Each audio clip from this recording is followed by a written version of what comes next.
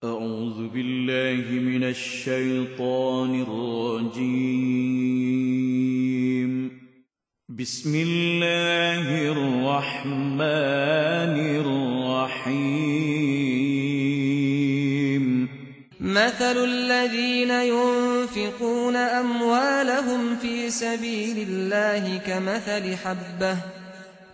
كمثل حبة أنبتت 7 سنابل في كل سنبلة 100 حبة والله يضاعف لمن يشاء والله واسع عليم. صدق الله العظيم. مثل الذين ينفقون أموالهم في سبيل الله, bandingan perbelanjaan, yakni derma orang-orang yang membelanjakan hartanya pada jalan Allah, ialah kamathali habbatin ambatat 7 sanabil, ialah sama seperti sebiji benih yang tumbuh menerbitkan 7 tangkai.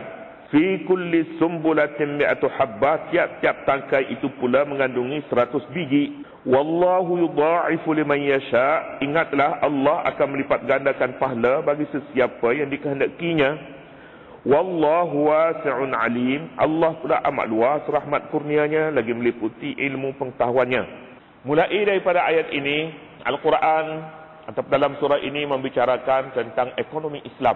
Bicara tentang ekonomi Islam ini selepas daripada membicarakan tauhid. Ayat kursi dulu, Allahu la ilaha illa wal hayyul qayyum la ta'khudhu sinatun wa la naum. Penuh dalam ayat ni, ayat yang merupakan penghulu bagi segala ayat ini tentang tauhid. Mesti diperkemaskan di sini. Kemudian diperkemaskan pula dengan ayat-ayat selanjutnya tentang kekuasaan Allah yang menghidup dan mematikan. Yuhyi wa yumit, dengan kisah Nabi Ibrahimnya, dan dengan banyak lagi bagi membuktikan secara amali sehingga boleh dilihat dengan mata kepala oleh Nabi Ibrahim AS tentang kekuasaan Allah yang menghidup dan mematikan itu. Ini di sini asasnya. Setelah kemas perkara ini, perkara tauhid ini, perkara kekuasaan Allah untuk menghidup dan memati ini, barulah bicara pasal ekonomi. Sebab jika tidak kemas di sini, maka dia tak ke mana-mana sebenarnya ekonomi Islam ini. Dia menjadi tidak banyak beza. Ayat mula-mula sekali memperkatakan tentang infak. Infak ini satu perkataan yang meliputi bila disebut infak saja, satu perkataan gitu saja, dia meliputi zakat yang wajib dan meliputi segala derma yang sunat seperti sedekah, seperti ihsan, seperti pula tabarru' dan lain-lain lagi, termasuk juga di dalam infak ini. Tapi bila disebut secara terpisah zakat dan infak, zakat khusus kepada satu bahagian yang tertentu daripada harta yang dikeluarkan oleh orang yang mempunyai harta, cukup syarat-syaratnya, zakat namanya. Kemudian infak, sedekah dan lain-lain lagi itu termasuklah dalam hak sunat dan ada kaedah dan caranya yang tertentu. Bicara tentang ekonomi Islam yang ada beberapa perkara sebagai asasnya. Pertama sekali, manusia perlu sedar bahawa harta al-mal malullah. Harta yang kita ada pada kita ni harta Tuhan. Dia lalu menerusi kita. Dia lalu ke poket kita, kemudian dia pergi.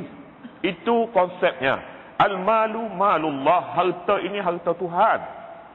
Kemudian manusia ini pula mustakhlafuna fil ardi. Manusia ini sebagai wakil di bumi ini untuk melaksanakan tuntutan Allah.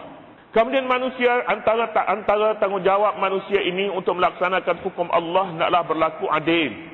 Berlaku adil dalam dunia ini. Sebahagian daripadanya sebab manusia wajib melakukan adil, menjalani keadilan sebab dia wakil Allah. Dia khalifah Allah. Bila khalifah Allah tak boleh berlaku zalim. Mestilah berlaku adil. Dan di antara keadilannya ialah taqribul fawariq bainat tabaqat. Takribul fawarid maknanya mendekatkan perbezaan dalam lapisan masyarakat. Mendekatkan. Lapisan masyarakat yang paling ketara sekali ialah antara orang kaya dengan orang miskin. Orang kaya dan orang miskin.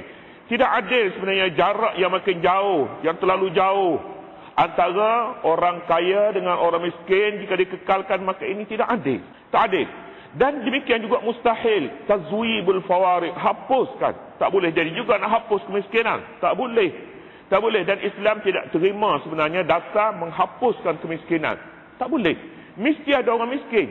Tetapi yang bolehnya takrib, mendekatkan jarak antara miskin dengan orang kaya. Di sini asasnya. Ini 2-3 perkara, dan ada lagi lah yang lain-lain lagi sebagai asasnya.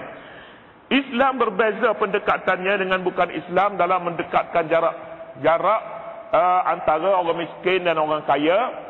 Dalam setengah dasar ciptaan manusia ialah menghadkan hak milik. Dia tidak boleh milik lebih daripada kadar yang tertentu. Walaupun dia mempunyai keupayaan yang lebih, dia mempunyai persediaan yang lebih, dia makan lebih banyak, badan dia lebih besar, tenaga dia besar, walaupun begitu haknya cakap ni. Tak boleh lebih. Satu. Yang kedua pula, setengah dasar ciptaan manusia ini ialah mengenakan cukai yang lebih tinggi daripada orang kaya. Ini juga Islam menganggap tidak adil. Tidak adil. Islam tidak menghadkan hak milik. Jika seorang itu ingin memiliki dunia dalam seluruh harta dalam dunia ini dalam tangannya, tafadhal. Jika seorang itu mempunyai keupayaan, boleh milik, tidak ada halangan. Dan yang kedua pula, dasar mengenakan cukai yang lebih tinggi juga bukan dasar Islam. Kerana dasar ini satu dasar yang menekankan manusia. Menekankan manusia tidak boleh, bukan itu. Islam mengenakan zakat bukan cukai. Sebab zakat mempunyai perbezaan dengan cukai. Cukai adalah satu pengambilan dengan cara paksa dan tidak ada hubungan dengan akhirat. Tetapi zakat tidak. Zakat dia mempunyai fungsinya membersihkan harta, tapi bukan harta yang haram. Bukan harta haram dia dibersihkan. Dia curi barang orang milik, kemudian dia keluar zakat dia bersih. Tidak macam tu. Dia macam tu. Kita dengar akhi atas mimbar ni satu kali saya duduk luar tu, boleh jadi dia melakukan perkara haram dalam masa dia mendapatkan harta, kemudiannya dia hendaklah keluar zakat untuk membersihkan hartanya yang haram. Tak boleh bersih harta haram. Mana boleh bersih harta haram? Orang makan riba, kemudiannya keluar zakat daripada harta riba. Bersih? Tak bersih. Itu satu kesilapan, silap patah silap. Dan satu lagi, hari itu saya dengar 2-3 perkara yang saya rasa tak sedap. Sahabat Nabi tak ada yang murtad yang macam disebut tu, Hatib Sa'labah Al-Ansari disebutnya. Tiba-tibanya Sa'labah ni mula-mulanya baik dengan Rasulullah, tiba-tibanya tak mau keluar zakat. Adakah sahabat Nabi macam tu? Sahabat Nabi tak ada. Semua sahabat Nabi kulluhum udul. Sebab itulah kita terima hadis daripada sahabat dan kita tidak pertikaikan sahabat itu siapa orangnya. Hatta Muawiyah kita tidak pertikaikan. Adab ahli sunnah wal jamaah, jangan pertikaikan mana-mana sahabat. Jika kita rasakan mereka ini bersalah seperti Muawiyah, kita serahkan urusan mereka kepada Allah, sebab mereka berada pada satu generasi yang sangat mahal pengorbanan mereka terhadap Islam. Kalaulah dikatakan ada sahabat Nabi yang namanya Sa'labah, seperti yang disebutkan itu, boleh jadi bukan sahabat Nabi. Boleh jadi. Tapi nama tu kita cari tak berjumpa. Di mana duduk orang nama seperti Sa'labah tu. Ramai orang yang suka bercakap pasal Sa'labah ni. Tapi perlu tunjukkan di mana sebenarnya sumber yang bercakap pasal Sa'labah yang begitu keadaannya. Mula-mulanya orang yang minta suruh supaya Nabi doa kepada jadi kaya. Lepas tu yang tak mau keluar zakat. Mana ada sahabat Nabi macam tu? Tak ada, saya rasa. Kalau ada, dia satu perkara yang sangat besar sebenarnya berlaku pada sahabat Nabi. Pastikan dahulu sama ada mereka itu sahabat ataupun tidak. Itu dia. Kemudiannya, datang infak di sini. Infak sebenarnya untuk menyelesaikan masalah itu. Masalah mana? Masalah tazwid, masalah jauhnya jarak antara orang kaya dengan orang miskin. Nak menghapuskan, nak menyelesaikan masalah ini. Masalah ini tidak boleh diselesaikan tanpa akidah yang lurus. Tanpa iman kepada Allah, tanpa iman kepada hidup mati di tangan Allah, maka tidak boleh. Tak boleh. Tetapi yakinlah bahawa sistem zakat sama sekali boleh menyelesaikan masalah itu. Sistem zakat. Tetapi perlu diurus dengan baik. Kita tidak suka sebenarnya, saya rasalah semua orang pun tak nak anak-anak yatim berkeliaran di bank.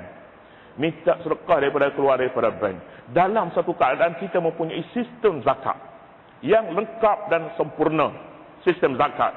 Tak mahu kita. Sebab menjatuhkan anak-anak yatim yang tak ada ibu bapa. Sampai begitu sekali boleh minta sedekah, pergi minta sedekah di bank-bank umpamanya, bukan kerana bakhil, tetapi kita rasa ampunnya zakat tidak suka begitu melihat anak-anak yatim. Boleh jadilah disalahguna ke macam mana pun tak tahu, tapi saya rasa tak baik. Kita lihat di sini. Katanya, masalul ladzina yunfiquna amwalahum fi sabilillahi, bandingan perbelanjaan derma orang-orang yang membelanjakan hartanya pada jalan Allah ialah sama seperti sebiji benih yang tumbuh menerbitkan 7 tangkai. Begitu sekali besarnya infak ini. Infak ini diwujudkan bagi menyedari adanya masyarakat yang tidak mempunyai keupayaan untuk hidup. Kerana apa? Kerana dia yatim, ibu bapanya telah meninggal, kerana hilang upaya, kerana suaminya meninggal ataupun kerana sebab-sebab lain, maka perlu ada infak. Ada infak. Zakat yang pertama sekali 2,5% umpamanya, ataupun zakat yang keluar daripada bumi ikut kadarnya yang tertentu. Tidak banyak sebenarnya zakat yang wajib dikeluar, sudah cukup untuk membiayai. Zakat ini wajib dikeluarkan. Pihak berkuasa wajib mengambil jika zakat tidak berjalan dengan baik. Wajib diambil dengan cara paksa. Cara paksa. Abu Bakar radhiyallahu anhu pernah mengambil dengan cara paksa. Sebab ada sekumpulan masyarakat manusia selepas daripada wafatnya Rasulullah, mereka enggan keluar zakat. Abu Bakar menyatakan, uqatiluhum, aku akan perang mereka.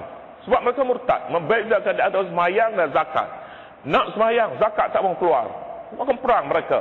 Artinya perkara ini perkara sulbuddin, perkara teras dalam agama, bukan suka keluar, tak suka pun tak apa, harta saya cari.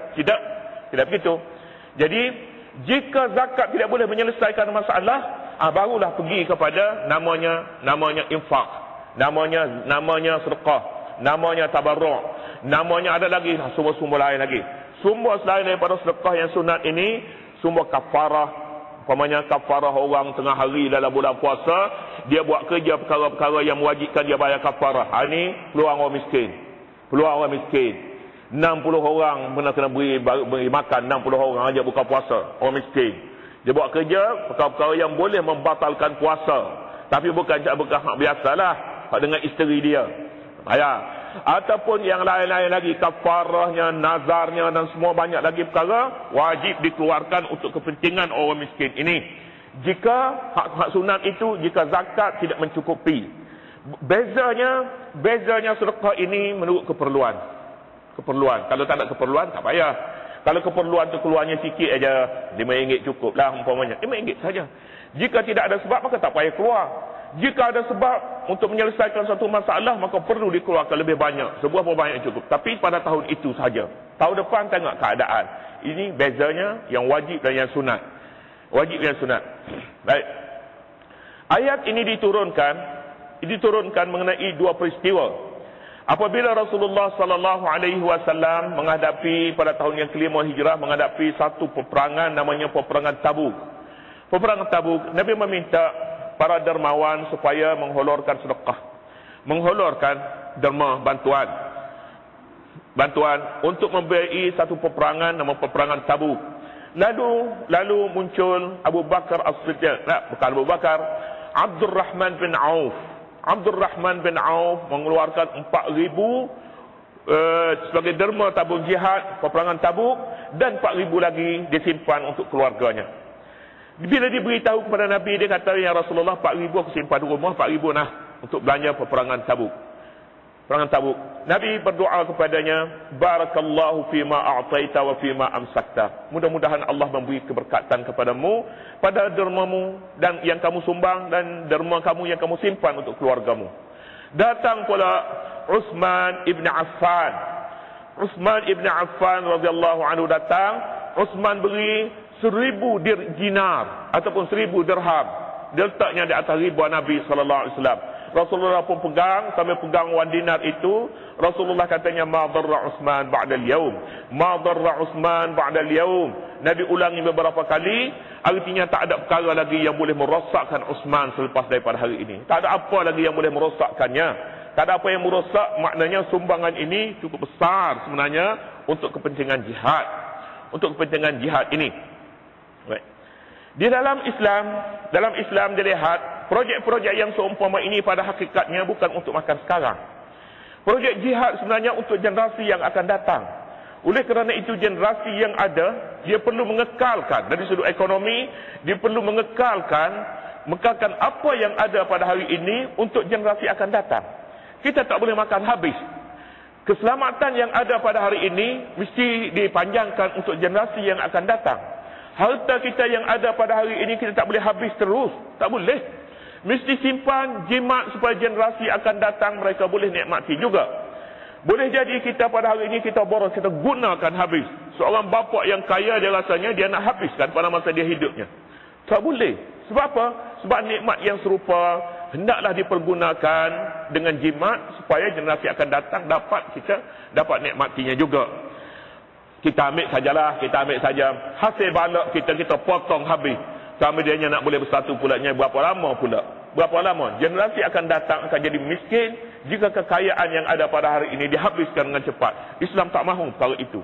Sebab itulah segala perancangan termasuklah perancangan jihad pada hakikatnya untuk melanjutkan usia generasi akan datang. Maka ini perlu diberi satu sumbangan yang cukup untuk mengekalkan sumber-sumber keuangan itu. Katanya dalam ayat ini membandingkan manusia seperti manusia yang memberi nafkah harta mereka sama seperti sebiji benih. Sebiji benih. Al-Quran dalam ayat ini merangsang bahawa sedekah ini satu perkara yang suka.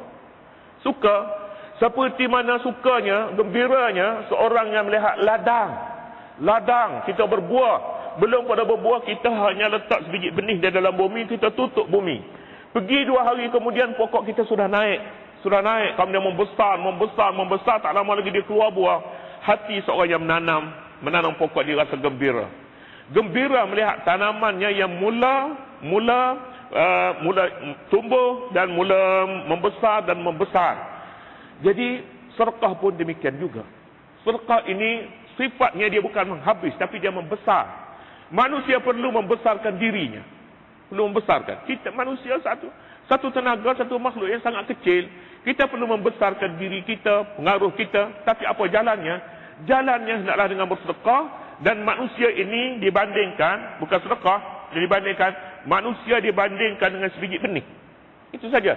Tapi manusia ini sebenarnya dia boleh membesar.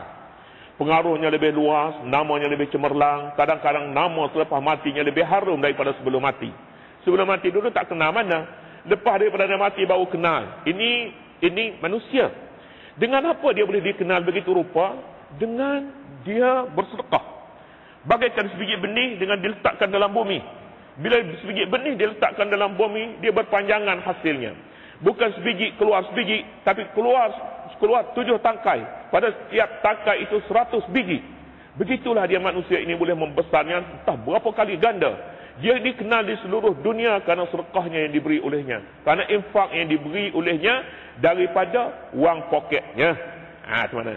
Wang poket ni kita sebut macam tu. Kita senang derma orang. Rumah orang senang. Tetapi nak derma hak sendiri. Bagaimana? Ni besar sebenarnya apa yang disebutnya di dalam ayat ini. Asas yang kedua ialah mendekatkan jurang perbezaan di antara orang miskin dengan orang kaya. Miskin dan orang kaya mendekatkan. Orang miskin sebenarnya tak mahu dia jadi miskin. Orang kaya pun sebenarnya dia kaya bukan kerana usaha dia sangat, kerana dia kebetulan dia dapat projek umpamanya, maka dia kaya. Kaya. Jadi oleh kerana itu maka kaya. Jadi oleh kerana itu kaya dan miskin sebenarnya adalah hak Allah, adalah suatu ketentuan Allah Subhanahu wa taala, dan Allah Subhanahu wa taala Tuhan kepada orang kaya dan Tuhan juga kepada orang miskin. Jadi oleh kerana Allah Subhanahu wa taala Tuhan bagi semuanya, maka Allah Subhanahu wa taala yang menentukan sebenarnya peraturan sistem pada hartanya. Kemudian yang ketiga pula ataupun yang keempat ialah membuktikan, melaksanakan, mewujudkan keupayaan, mewujudkan kadar kecukupan. Orang miskin sebenarnya dia miskin ni kalau diberi dia tak pernah kenyang baginya. Dia tak pernah kenyang terima sedekah, terima infak. Tapi setakat mana? Setakat cukup makan, cukup pakai dan ada rumah dan dia boleh hidup mapan. Hidup kita katanya serupa dengan orang meraman. Hidup serupa dengan orang meraman ni mata susah. Kadang-kadang maknanya apa? Maknanya dia boleh makan, boleh pakai, ada rumah. Tapi duduk di Kuala Lumpur nak pakai kereta juga. Pakai kereta. Tak ada motor kat Kuala Lumpur susah. Jadi kalau macam itunya, itu pun dalam keperluan juga. Jadi keperluan ini dilihatlah. Dia duduk di kampung pun nak pakai kereta juga. Tidak dah tu. Tidak. Jadi yang pastinya makan, pakai, ini hak dia. Tanggungjawab kepada orang yang berada untuk memenuhi keperluan ini. Memenuhi keperluan individu. Ya. Apabila perkara ini selesai, maka seolah tercapailah matlamat ekonomi Islam. Kita bandingkan istimewanya Islam ini, sistem ekonominya berbanding dengan sistem ekonomi bukan Islam. Ekonomi kapitalis ke, ekonomi sosialis ke misalnya. Ini sebenarnya ini perintah orang yang memberi harta. Allah Subhanahu wa taala yang memberi kepada kita harta, dan ini sistemnya. Sistemnya zakat, sistemnya infak, sistemnya sedekah, sistemnya tabarruk, sistemnya ihsan. Jadi oleh kerana itu matlamatnya apabila masyarakat dapat menikmati harta kita menerusi jalan-jalan ini, maka itu antara keistimewaannya. Yang kedua istimewanya kerana ekonomi Islam ini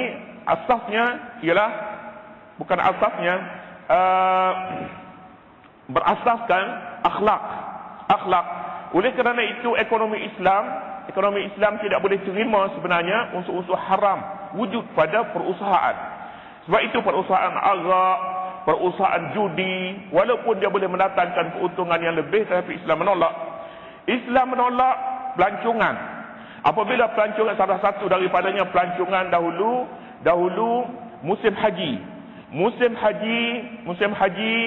orang jahiliah pergi kerja haji, tapi Islam tolak. Tak payah. Padahal dia merupakan sumber kepada pelancongan, sumber kepada ekonomi.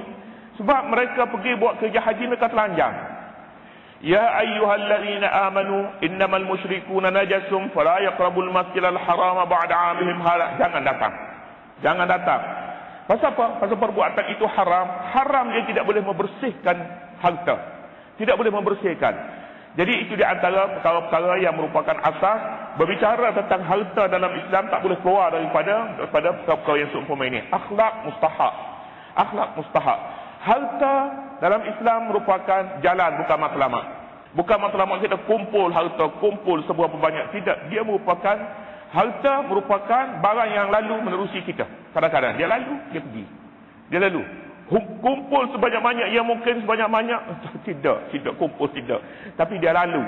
Dia lalu pun dia tidak lalu semua lah. Dia lekat juga pada kita. Dia lalu 2,5%. 2,5%. Yang berapa puluh peratus lagi duduk dengan kita. Itu boleh melabur, boleh simpan. 2,5% saja daripada kemasukan kita, gaji kita. Itu Islam. Kemudian kita pergi kepada ayat ni. Ayat dia katanya, masalul ladzina yunfiquna amwalahum fi sabilillah. Bandingan orang-orang yang membelanjakan hartanya pada jalan Allah. Mengapa perlu pada banding? Suruh sajalah menafkah saja. Tabiat manusia sayangkan harta dia. Sayangkan harta bila masuk poket. Belum tak apa. Sudah masuk poket dia payah. Payah. Jadi kalau begitunya perlu dibina secara psikologi.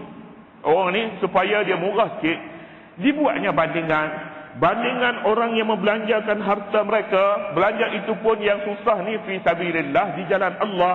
Kalau mungkin pada tempat-tempat lain murah, pada jalan Allah berat sikit. Bandingannya kama salih habbatin ambatat sab'a sanabil, sama seperti sebiji benih yang tumbuh menerbitkan 7 tangkai. Manusia ini kecil jika hidupnya untuk dirinya. Apa yang dipikirnya dia saja, tak nampak orang lain. Bila menyentuh kepentingan dia bising. Menyentuh kepentingan orang lain, tak ada apa-apa dia. Tak ada apa-apa, orang lain rugi, tak apa. Memang pun dirinya ada dah rugi, ada dah dapat, tak dapat. Pandai dia, cerdik dia bercakap bila kena hal orang lain. Tapi bila kena hal diri dia bising. Kecil manusia ini. Kecil orang ini. Jadi kalau begitu manusia perlu besar. Manusia perlu besar. Dia perlu besar seperti sebiji benih. Sebiji benih yang ditanam dalam bumi kecil. Kecil. Tetapi akhirnya jadi balak besar. Dia menjadi satu pokok yang merimbun. Dapat berteduh di bawahnya segala manusia, binatang, manusia, kenderaan dan semua sekali dapat berteduh di bawahnya. Asalnya sebiji benih. Manusia boleh besar hanya dengan bersedekah, dengan berinfak pada jalan Allah. Infak pada jalan Allah dia boleh besar. Bantu orang miskin, bantu rumah jihad, bantu orang yang terkena bencana alam, tsunami lah, gempa bumi dan berbagai-bagai lagi. Manusia ini akan jadi besar.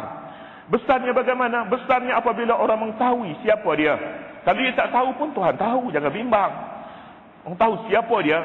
Dan manusia ini besar pula bila besar di sisi Allah Subhanahu Wa Taala. Dia pada manusia tak mengapa kecil pada manusia pun. Biar Allah Subhanahu Wa Taala memandang besar orang ini. Satu. Yang keduanya besar ini sumbangan yang diberinya itu dapat menghidupkan orang lain yang lebih besar. Lebih besar. Orang lain yang dalam satu hadis menyatakan di antara ubat yang mujarab boleh menyembuhkan penyakit. Kita semua orang ada penyakit. Hadis menyebutkan dawu mardakum bis sadaqah. Ubatlah pesakit-pesakit kamu dengan memberi sedekah. Beri sedekah, ubat. Boleh menyembuhkan penyakit. Saya baca satu artikel bagaimana seorang yang pengidap penyakit kanser yang telah diberi cuti oleh doktor selama 6 bulan. 6 bulan. Bila dapat 6 bulan cuti ni maknanya fahamlah. Tak lama dah tu. Lama. Dia kata dia rasa bahagia, katanya kebahagiaannya menolong. Apa yang dia tolong orang sakit seumpamanya tolong dia rasa bahagia hidup ini walaupun dalam usia yang tidak lama lagi dengan sebab tolong orang. Paling tidak katanya tolong kucing, tolong binatang-binatang ini boleh memberi sedikit kesenangan kepadanya dalam keadaan dia menderita sakit. Benarlah Nabi bersabda, ubatlah pesakit-pesakit kamu dengan memberi sedekah. Orang lain beri sedekah tak terubat, kita lah nak beri sedekah penyakit kita salah satu daripadanya. Jadi kalau begitu bandingan yang dikemukakan di dalam ayat ini memang menuju ke situ, menuju ke arah bagaimana untuk membesarkan manusia yang dianggapnya kecil seperti sebiji benih. Kama salih habbatin, seperti sebiji benih, ambatat sab'a sanabila, yang menumbuhkan 7 tangkai. Adakah 7 tangkai? Sebiji pokok, sebiji gandum bila ditanam keluar 7 tangkai. Apa tak ada pun. Tak ada benih ni lagi ni. Belum lagi dicipta ni benih dia boleh keluar 7 tangkai. 2 tangkai adalah tinggi-tinggi yang sebanyak-banyaknya 1 aja. Dan anaknya tumbuh 1 tangkai. Yang banyak-banyak sebenarnya tidak semestinya ada pada kenyataan. Ada dalam tasawur cukup. 1 pokok, 1 biji benih dia boleh mengeluarkan 7 tangkai. Pada setiap tangkai itu mi'atu habbatin 100 biji. Pada setiap tangkai 100 biji, terlalu banyak. Ya, ini kiasan kepada pahala yang bakal diperolehi. Berapa satu perbuatan akan diganda oleh Allah Subhanahu Wa Taala dengan 700 kali ganda. 700 kali ganda. Setiap tangkai 700 biji daripada 1 biji, maknanya sudah diganda sehingga 700 kali ganda. Sangat menguntungkan pelaburan ini. Sungguh menguntungkan. Tapi pelaburan ini orang tak berapa minat sebab dia pelaburan akhirat. Kalau pelaburan dunia ada institusi mana nak beri ramailah kita isi barang ni. Ini pelaburan akhirat. Berapa? 700 kali ganda. Cuba. Fi kulli sumbulatin mi'atu habbah. Bandingan dibuat ini dengan pokok yang ditanam. Hasil usaha manusia, kita rasa terhibur bila kita lihat pokok yang kita tanam sudah mengeluarkan hasil. Kita tak makan pun tak apa. Tengok Allah banyaknya. Buah. Hak masak apa besarnya semuanya segar-segar cukup rasa puas sebenarnya. Puas. Sebab itu nikmat di dalam surga disebutnya buah. Pokok-pokok yang menyegarkan mata, menyegarkan perasaan. Harta lain tidak begitu segar. Kita ada motoka. Tak segar kita. Tak. Kemek sana, kemek sini, kemek sana. Tak. Tapi pokok segar. Kita melihat. Sebab itulah dalam Quran ini pun membuat contoh bandingan dengan sebiji benih yang mengeluarkan 7 tangkai. Wallahu yudha'ifu liman yasha. Allah menggandakan kepada siapa yang dikehendakinya. Hak 700 tu tetap. Sedekah ni pun dia ada kadang-kadangnya sedekah kita dia bercampur sikit. Bercampur sikit nak bina, nak cari nama sikit, nak sitan sana sikit, nak sana sikit. 700 boleh, tapi hak lebih bonus tak ada lah dia. Itu je. Kata. Yang pastinya 700 kali ganda tetap 700. Tapi hak lebih daripada itu menurut kehendak Allah Taala. Dia nampaknya barang pun barang dia beri sedekah kepada barang terpilih. Barang hak paling baik sekali. Dia sedekah pula tak ada siapa yang tahu. Dan kena pula dengan tempat yang dia beri itu. Kena memang orang tu yang memerlukan sungguh. Bukan kepada orang yang menunjuk-nunjuk yang dia miskin kalau kita beri kepada dia. Tidak. Orang tidak tunjuk dia miskin, tetapi memang orang itu miskinnya diberi kepadanya. Ini digandakan, ditambahkan lagi pula atas gandaan yang biasa, iaitu lebih daripada 700 kali.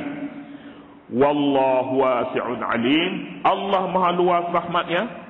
Orang yang luas rahmatnya ini maknanya jangan fikir sangatlah kepada miskin, pihak-pihak dermawan, penderma. Jangan fikir sebab apa? Sebab Allah Subhanahu wa taala Maha luas kekayaannya. Jadi apabila luas kekayaannya, maka Allah akan beri pula harta yang ada pada orang mukmin. Dia merupakan saluran mata air. Dia akan beri, dia belanja, kemudian datang pula yang lain. Air telaga kalau tidak buang, tidak diangkut, maka setakat itulah 10 tahun pun. Tapi bila dikeluarkan dia, maka dia akan digantikan serta-merta. Pada ketika itu juga. Itu maknanya wasi'un alim. Yang keduanya maha mengetahui. Maha mengetahui artinya isi hati pemberi, dan orang-orang yang menerima sedekah juga diketahui oleh Allah Subhanahu wa taala. Ayat cukup merangsang supaya infak, kerana inilah merupakan tegaknya masyarakat Islam, iaitu di atas asas-asas takaful ijtima'i. Takaful ijtima'i maknanya bantu-membantu untuk hidup dalam masyarakat. Hidup bantu-membantu.